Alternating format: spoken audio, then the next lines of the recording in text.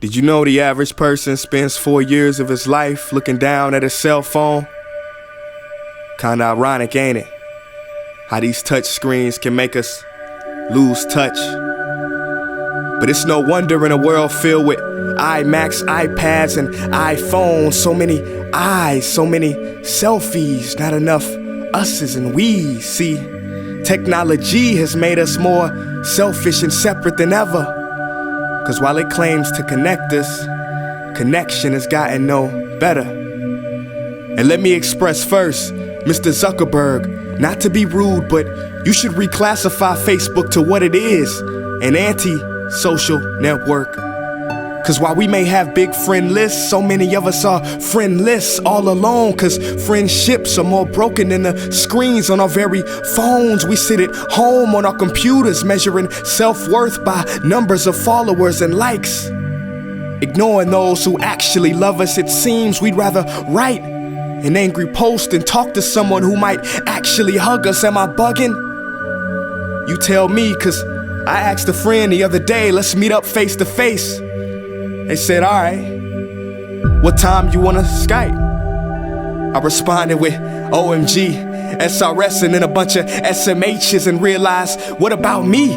Do I not have the patience to have conversation without abbreviation? This is the generation of media overstimulation. Chats have been reduced to snaps. The news is 140 characters. Videos are 6 seconds at high speed. And you wonder why ADD is on the rise faster than 4G LTE. But get a load of this.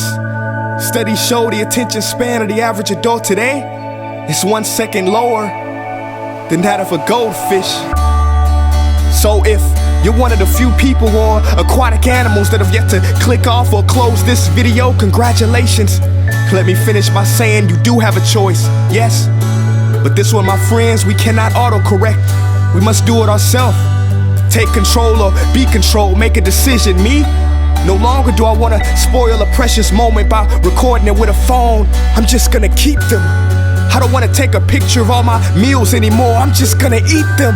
I don't want the new app, the new software, or the new update. And if I want to post an old photo, who says I have to wait until Thursday? I'm so tired of performing in the pageantry of vanity and conforming to this accepted form of digital insanity. Call me crazy, but I imagine a world where we smile when we have low batteries. Cause that'll mean we'll be one bar closer to humanity.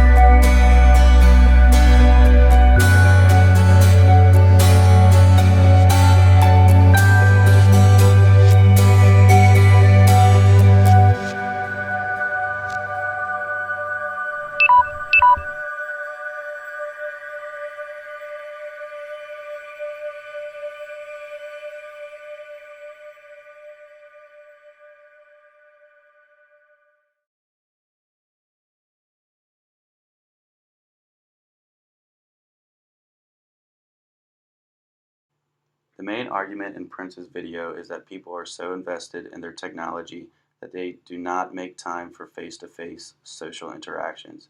He states, "You do not need to delete your social networks or destroy your cell phones. The message is simple. Be balanced, be mindful, be present, be here." He uses ethos, pathos, and logos in order to appeal to his target audience and of any and everyone whose use of technology gets in the way of personal interactions. He starts the video off using logos by stating that the average person spends 4 years of their life on their cell phones. With Prince's already established ethos, we trust that this is in fact true and not a fallacy. We have no proof of this besides relying on him as a credible source. We trust him because of the number of views the video has. Also, Prince has created a huge network of followers who trust his words and judgment. Here, Prince is using pathos in order to appeal to our emotion of guilt. He says, ironic how these touch screens make us lose touch. The picture shows a man and a woman on a date, while the man is on his phone. There is no talking and the woman looks upset. The viewer is supposed to feel bad for the woman and reflect on a time that we have done this or have felt this way. Later in the video, the same couple is in bed and the man is on his cell phone, and again, there's no talking going on between them. This is another example of pathos because it reiterates the disconnection between the couple. Here, Prince is talking about Facebook, a social media site designed to connect people throughout the world. However, he uses pathos by calling the social media site most of us have an anti-social network. To further his point, a man is projected in the video supposedly connecting with people, but in the real world, he is alone in a room not actually interacting with anyone. The audience can emotionally relate to this because this is a very common thing with people in social media. To reiterate, the audience's emotions are being targeted. We are being accused of measuring our self-worth by followers and likes on our social media sites and pages. This brings up the thought in the viewer's mind, do I actually do this, or am I actually guilty of this? This is just another common example that is prevalent in everyday life these days. The next screen shows how Prince consistently depicts people on their cell phones while they're together doing everyday activities instead of interacting with each other. Here, Prince tells the viewer that he asked a friend if they could meet up, and the friend responded, "Okay, what time do you want to Skype?" This is an example of pathos because it was a personal experience he had and an experience that most of us have also had. Prince, at this point, goes on a rant about how our conversations are turning into Snapchats, the news is turning into our Twitters, and videos are mostly Instagram videos and Vines. This makes the audience feel like our lives are consumed by technology. Thus, he is using pathos in order to appeal to our emotions. He uses logos by proceeding to talk about how this technology is increasing the rate of ADD detrimentally. Also, he uses logos to tell the viewer the average adult has an attention span 1 second lower than a goldfish. His established ethos again allows his audience to trust what he is saying is correct. In other words, these statements could be fallacies. Prince is making a call of action to his audience by telling them that they must fix this problem on their own without the use of their cell phones.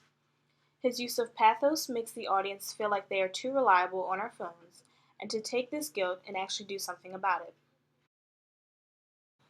Prince states that he personally is not going to conform to this digital insanity. This is another use of pathos. It makes us reflect on our experiences with technology and whether or not we overuse or abuse the abilities that technology affords us. The use of pathos in the video is the most powerful tool throughout because he wants us to be more aware of how we use our digital devices, and then we need to balance our social and technological interactions. In summary, Prince's use of rhetorical devices further reiterate his point that society relies too much on their technology and are losing face-to-face interaction. He is successful by using pathos to connect the audience emotionally, logos to add facts to his argument, and ethos through his reputation and through the views and likes on his video.